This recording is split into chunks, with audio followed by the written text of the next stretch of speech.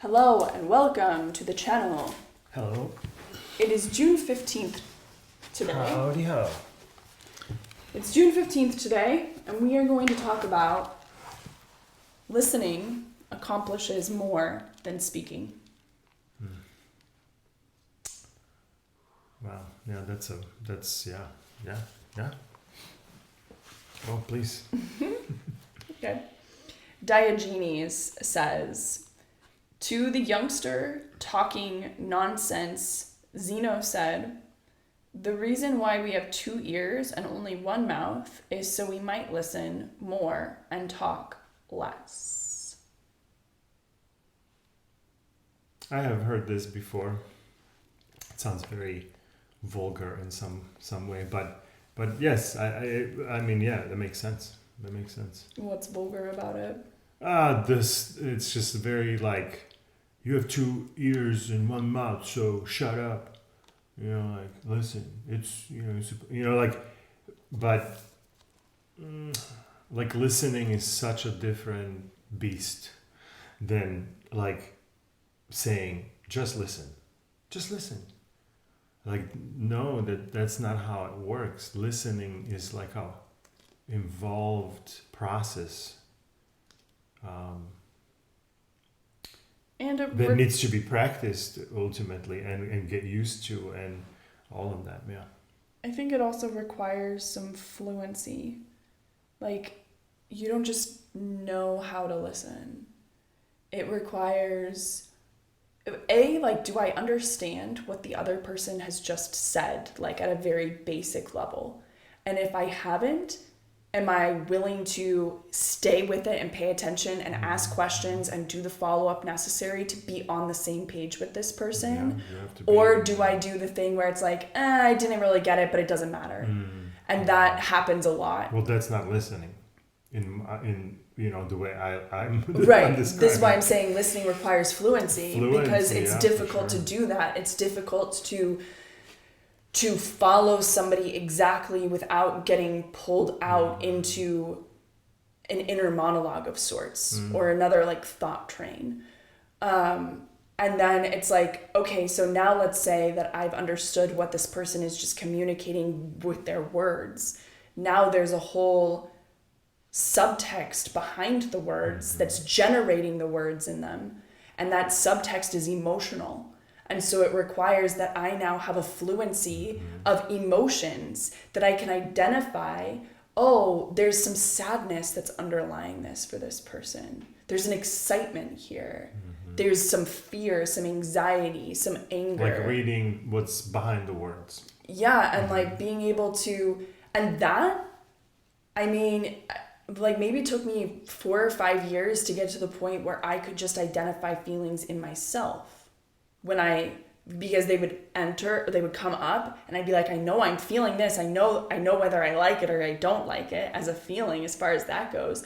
But distinguishing it and putting a name to it that's different than the name that I would give to something that's just a little bit of a different emotional color, like that took a really long time for me to have developed that in myself. And now, like, listening, so imagine I just go on the journey of like, I'm going to be a better listener, but like, I don't know how to do that yet. It's going to be really, I'm going to not have the best returns on my listening investment because I don't know how to like accurately assess what's going on in somebody else. Yeah. So like paying attention to what the people are saying, and that might be, and then trying to understand it, right? And sometimes what they're saying might be kind of boring, and it's like it's super easy to tune out. Something that came up, I was thinking about, like the practice of listening, it should be timed. Because it's very easy to say, hey, just go out there and start listening, everybody. Well, that's not how this... how do I go from 0 to 200 in like it this? It requires energy. You can't work out all day long. No, right. So selecting time, saying, hey, I can listen to you about this whatever thing that bothers you for 20 minutes. and set time for that 20 minutes. This is why shrinks have timer, because otherwise you would just keep talking and talking and talking and talking. And in theory, there has to be some time where also the emotions of the person who is speaking, it's going to start, well, I don't know if I want to even share this, right? And then it goes into this, actually I'm sharing the very emotional truth about this, and the listener might be the person who this person has a problem with. And now you go, well, I have to stand up for myself in here, right? That's how I see like how it used to be in me, right? And like the more I practice these listening sessions, and they're more about like these sections of 20 minutes or something, and I'm like paying attention, and it's about me. Oh, this is about me. Don't get into it now. Maybe after the 20 minutes, maybe you can say your reaction to, hey, this was about me. I didn't realize this was all about me, right? Or something. But that's the very difficult time. This is also why they're saying it's better to start doing it with people who are a little bit further away from the people who we are currently having difficult times listening to. So like starting to go talk to your cousin and listen to your cousin for 20 minutes, right? The cousin's not gonna be like, dude, you screwed up, right? Like it's gonna be about cousin's things out there in hers world, and that's easier to practice on, to listening to it, right? And then maybe the next step is to then you start getting closer to your loved ones, and because you now can withstand the pressure of you being the problem. It's hard, dude. It's very hard. Because it's so easy to just jump on it, like, no, that's not fair how you're seeing it, and like and now you became the mouthpiece and no longer the earpiece, you know.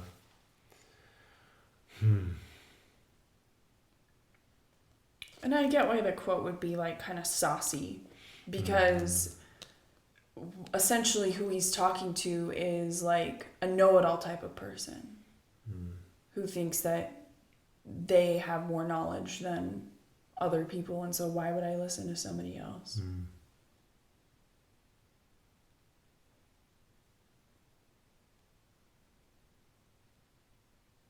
Because you don't get the right results. Yeah. The mouth very rarely gives us good results. The ears are the result maker, the good result maker. Awesome. And they make me feel connected to other people when I can like really put aside like my own storyline and like let myself be taken away into somebody else's storyline and react to them from their point of view and try to be with them in that point of view. Like the closer I feel to them. Yeah. I mean, yeah, the goal is to be close, but we don't know how to be close, and that's it starts with this listening. I was gonna say, like, do we not know how to be close because we don't know how to listen? Yeah. Well, I mean, it's not 100%, but it's up there. Yeah. Yeah, it's like I have to show up with a learning state of mind and not the state of mind of like, I need to prove myself, I need to prove my value. These are the types of things that make me want to like exert knowledge, put the tip out there, like, you know, all of this kind of stuff. And even our society kind of trains us to do that because like we're competing for jobs, we're competing for partners, we're competing for houses, like we're competing for all of this stuff. And so it's like the show of like, I'm in charge. And when I listen to somebody else, it's a very, it's like I give them more power during that time. Very vulnerable position to be for the listener. For the listener, yeah. It is a very vulnerable position to be in because it's like I'm not the center of the universe, and I'm going to model that right now by putting aside my entire narrative of who I am and my life is, and I'm going to let myself be absorbed into somebody else's world. Carl Rogers' definition of empathy, I think, is the closest thing to describe what the process of listening is. Look it up on YouTube. What is the name of the video? Carl Rogers on empathy, and I think there's 2 parts, part 1 and part 2, and I think it's towards the end of the part 1. Okay. Is when he actually, it's I mean, the whole thing is great, but if you just want the excerpt, it's towards the end of the first video. And the video, so it's titled Carl Rogers on Empathy. Let's say that it will be found. Okay. Yeah, it will be There's found. not that much Carl Rogers stuff on YouTube. Yeah. If you have some Carl Rogers videos, please post them. Yeah, we would love. We are an attentive audience. All right, you ready for Ryan? Let's go. Okay. Ryan says, Hesiod, the poet, said that the best treasure is a sparing tongue. Robert Greene considers it a law of power. Always say less than necessary. We talk because we think it's helping, whereas in reality, it's making things hard for us. If our spouse is venting, we want to tell them what they should do. In fact, all they actually want us to do is hear them. In other situations, the world is trying to give us feedback or input, but we try to talk ourselves out of the problem, only to make it worse. So, today, will you be part of the problem or part of the solution? Will you hear the wisdom of the world or drown it out with more noise?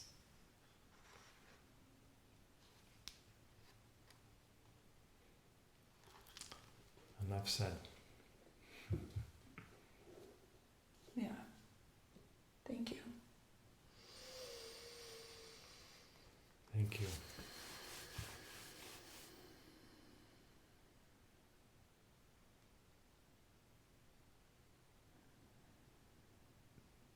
I think it was like, there's only 2 things that are worth saying.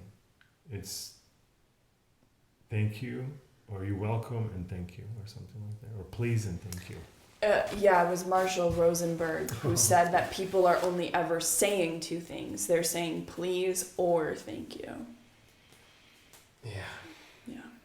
All right. Thanks for joining. And leave us a comment and let us know where you feel you are with your listening skills. Like, what do you know how to do really well?